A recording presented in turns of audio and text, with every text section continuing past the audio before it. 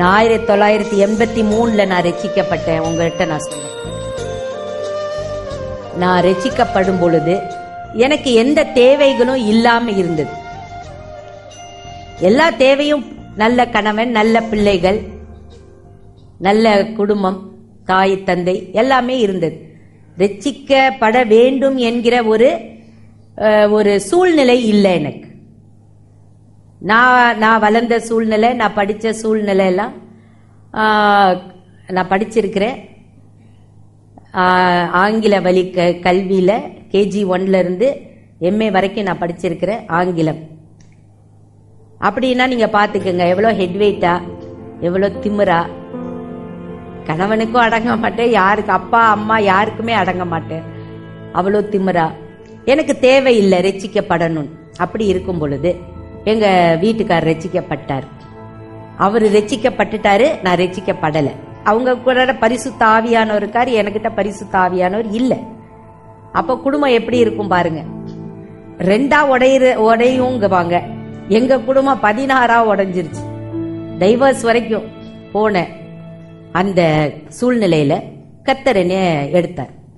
என்னைக்கு நான் ரட்சிக்கப்பட்டேனோ அன்னைக்கே என்கிட்ட பேசினார். கர்த்தர் என்கிட்ட முகமுகமா பேசினார். ஒரு மனுஷனை போல, மோசே சொல்றாருல, ஒரு மனுஷன் கிட்ட பேசுறத போல கர்த்தர் என்கிட்ட பேசினார். 1983 ஏப்ரல் மாதம் 7ஆம் தேதி மதியம் 2:45 மணிக்கு கர்த்தர் என்கிட்ட பேசினார். என்ன பேசினாரு அப்படின்னு உங்களுக்கு எல்லாம் வேணுமா, தெரியணுமா? அவர் என்ன பேசினாருன்னு உங்ககிட்ட சொல்றேன். இங்கிலீஷ்ல பேசினார். I am your lord thy god who brought thee out of the land of Egypt அப்படின்னார். அப்படின்னா, நான் உன் தேவனாகிய கர்த்தர், உன்னை எகிப்து தேசத்திலிருந்து அழைத்து வந்த கர்த்தர் நான். பாத்ரூம்ல இருந்தேன், ஜெபம் நடந்துட்டு இருக்கேன் எங்க வீட்டுல. நான் எழுந்திருச்சு அப்பதான் பாத்ரூம் போயிருக்கேன். இந்த சத்தத்தை கேட்டுட்டு எந்த இடத்துல நான் மோதிட்டனோ, என் தலை மோதிருச்சோ ஏதோ செவுத்துல அப்படின்னு நான் நினைச்சிட்டேன். அந்த மாதிரி ஒரு தண்டர் வாய்ஸ், இடி இடிச்சா எப்படி இருக்கும், அந்த இடி முழக்கத்துல அந்த சத்தம் எனக்கு அந்த பாத்ரூம்குள்ளார கேக்குது. என் தலை தான் போய் செவுத்துல மோதிருச்சு, எனக்கு மயக்கம் தான் வந்துருச்சு அப்படின்னு நான் நிதானிக்கிறதுக்குள்ளார அவர் என்கிட்ட இந்த வார்த்தைகளை, ஐ am your lord thy God அப்படின்ட்டு இந்த 10 கற்பனைகள்ல முதல் கற்பனையை என்கிட்ட பேசினாரு. உன் தேவனாகிய கர்த்தர் நான் உன்னை எகிப்திலிருந்து. இந்த சத்தத்தை கேட்டோன்னே அதுக்கு மேல என்னால அங்க உட்கார்ந்து இருக்க முடியல. டக்குன்னு எழுந்திருச்சு ஓடி வந்துட்டேன் பயந்துகிட்டு. ஏன்னா நம்மளுக்கு பழக்கம் இல்லையில, அந்த மீடியம் நமக்கு பழக்கம் இல்லை. நான் ரொம்ப திமிர் பிடிச்சவ, ரொம்ப ரொம்ப ரொம்ப திமிர் பிடிச்ச.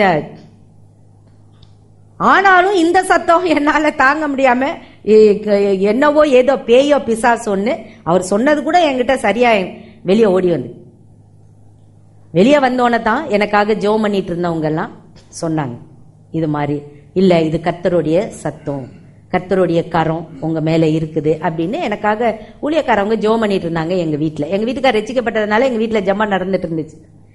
கர்த்தர் என்கிட்ட பேசின வினாடி அதுதான் எனக்கு ரட்சிப்பு அப்படின்னு கூட எனக்கு தெரியாம, அதுக்கப்புறம் நான் தொடர்ந்து அப்பயே கர்த்தர் என்கிட்ட சொப்பன வியாக்கியான பண்ணக்கூடிய அந்த வரத்தை கொடுத்தாரு.